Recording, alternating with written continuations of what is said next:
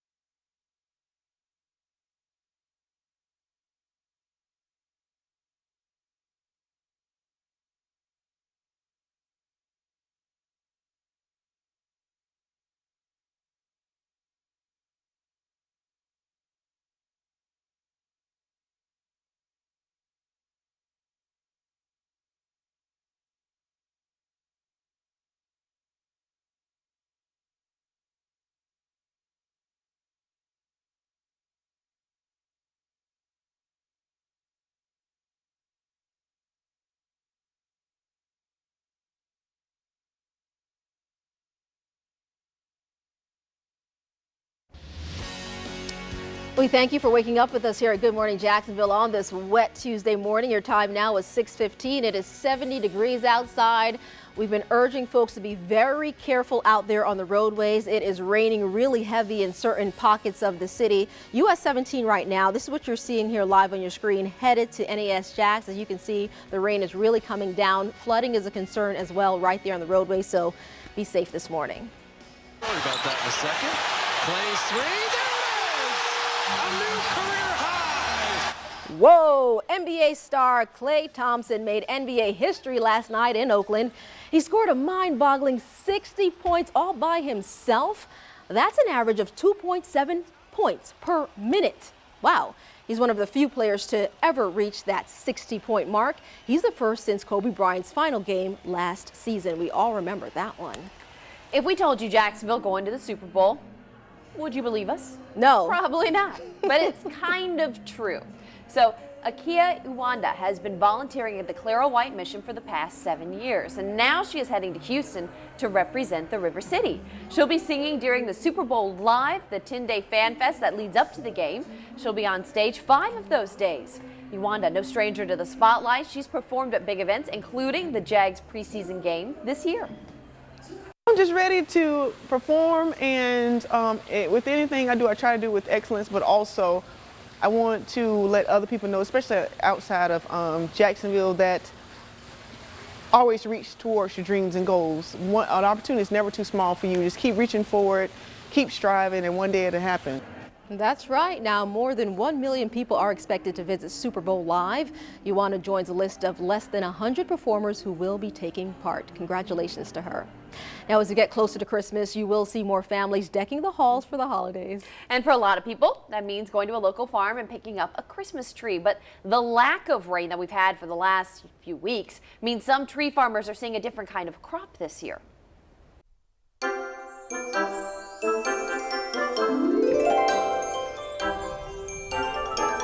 Was a few weeks before Christmas. He just went all through the Middleburg farm. Oh, Middleburg, that's the middle of the universe. Not a creature was stirring, not even a horse. The stockings were hung by the chimney with care in hopes that the rain would soon be there. Well, this year we've had a lot of drought, and especially since the hurricane. On top of Michael Songer's Christmas list, Well, I think each inch of rain gives about an inch growth on the trees of about an inch. Songer's Christmas tree farm is dreaming of rainy days ahead. Staying in the holiday spirit is easy for Songer, but he is hoping for a holiday miracle. We're kind of holding on to the end of the season. And when the rain comes, Yeah. the trees will dance. As for finding the perfect tree, It's in the eye of the beholder. Each family looks at a tree and they pick the tree out. And some trees that you and I might say, oh, this is a lovely tree, it's too big or too small. And sometimes they'll bring a tree up and I think, oh God, where did he get that tree? And they think they're so happy with it. And it's just in the eye of the beholder and how they feel about it.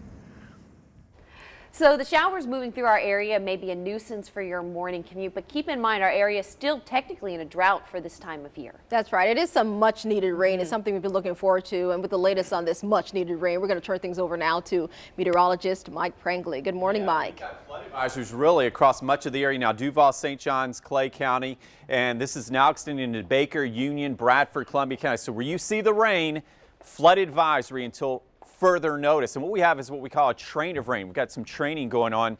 The upper level winds all blowing in the same direction. So while we don't have a severe threat, flooding is going to cause some major issues. It looks like 1 to 3 inches of rain plus, and maybe some locally or heavier amounts. And some of those heavy pockets we've been zooming in on to street level this morning, including JTB, Beach, Atlantic Boulevard, Penman Road, out toward areas of Atlantic, Neptune Beach, Jacks Beach. That heavy showers just moved offshore, but more rain and some localized flooding on the way. Then to the south we go. We're watching some more heavy showers. This is the heavy rain that moved through Mandarin about 20 minutes ago. Now moving toward Roscoe Boulevard and the Palm Valley area right now. So we're going to watch that. It's going to be tough to see. Blinding rain as the main threat. Some wind gusts of 30 miles per hour. St. Augustine, you're starting to see some of the rain pick up and some heavy downpours. This came through Palencia earlier and some more on the way to the west. Now as we go to west of the river, okay, we're in kind of a holding pattern, just waves of heavy rain. So Mandarin getting in on a next round of heavy rain. Fruit Cove now back to Racetrack Road, Highway 13 across St. Johns County, extending back into Fleming Island. So we'll continue to track these cells off to the east and northeast.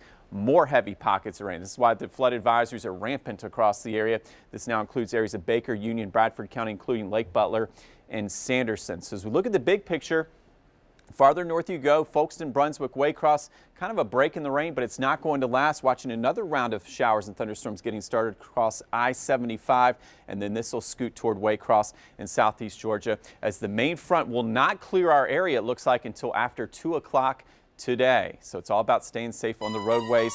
Today's high 82, and again, we will clear out after 2 o'clock, and then the cooling trend, 70s to the 60s Thursday, and then maybe our second freeze of the season as early as Saturday morning. So be sure you download that First Coast News app. It's vital, critical, especially on mornings like today. You can go right to street level. In fact, Katie Jeffries is doing that as well here in the VyStar Credit Union Traffic Center. If you travel on 95 southbound coming out of Nassau County, maybe even through the north side, this is a look at I-95 southbound just past Lim Turner. Only one lane is open. We've got a crash here, and it looks like we still have an ambulance on scene as well as fire rescue, and it looks like this might involve a semi. It's still hard to see there in the camera because of all the rain and it's still so dark, but we are seeing a pretty significant delay starting to form. You can see at 95 southbound at Lim Turner, 2 lanes there are blocked, only 1 lane squeaking by in this rain. There's a crash with injuries I-10 eastbound at Lane Avenue. That right lane there is blocked, so please be careful. We also just got another crash with injuries in. This is at 295 and Blanding. Still waiting to find out how many lanes there are blocked. Now we want to talk real quick about US 17. Lindsay Boach is out there driving on it. She sent me a message. She said that she could see it look like some ponding almost in the northbound right lane. Ponding's just going to be all over our roadways today, so please be very careful. Hydroplaning is our biggest risk. Back to you. All right, quick check of your time now. It's 22 minutes past the hour. So we've seen everything from squirrels to ducks crossing the road. But how about fish? You're looking at it right now where this bizarre incident was captured on camera. Plus, it's Tech Tuesday. We've got a great deal on holiday lighting as Christmas quickly approaches.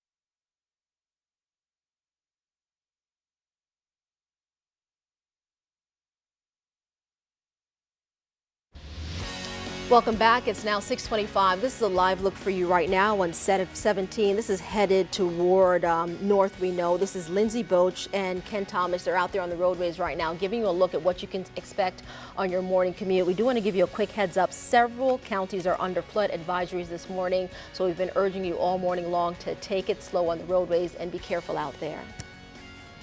Well, here's some unbelievable video. This is surfacing of fish crossing the road. Yes, we did say fish. You can see them right there. This is apparently a regular occurrence in Skykomish Valley, Washington. According to the Seattle Times, salmon will do anything to get upstream. Just about anything, huh? Never seen that before. My God. Was that roadway They're flooded? pretty big too. Well, I'm assuming so, yeah. My goodness. Wow. Well, the list is out for 2016's most popular baby names. It turns out more parents are naming their babies after characters from TV shows like Stranger Things and The Walking Dead. So you can expect to meet more people with names like Dustin, Lucas, and Nancy. Walking Dead fans are naming their sons Walker, which ironically is another term for a zombie. Meanwhile, the names Donald and Hillary saw a slight bump for obvious reasons. By the way, the most popular names this year, Sophia and Jackson, Jackson. Those are cool names. All right, today we light up your hallways and the holidays at half price. Money Man Matt Granite puts a big do-it-yourself deal to the test. Deck your halls, literally, with today's deal. Happy Tech Tuesday. This is actually an item so many of you have asked me to put to the test. Great for seniors, for kids that can't reach light switch where you don't want to call an electrician. You get 2 today for under 10 bucks. Big fan of these DIY light switches that I put to the test with our intern Casey. So here we have our LED light switch. It's an awesome product to light up any dark space. On the back, it has some great features. It has 2 magnetic buttons right here, 2 adhesives, and 2 places to put batteries in. And it's hard to tell, but this hallway is actually dark. This is our camera light, and you can see using this LED, again, 2 for under 10 bucks, bright, simple to use, easily sticks to any wall. The deal I found today gets you 2 for 10 bucks. This deal is on our website, firstcoastnews.com. I'm Matt Granite for First Coast News. Still ahead on Good Morning Jacksonville, we continue to track severe weather moving all across the First Coast. A lot of areas seeing heavy downpours.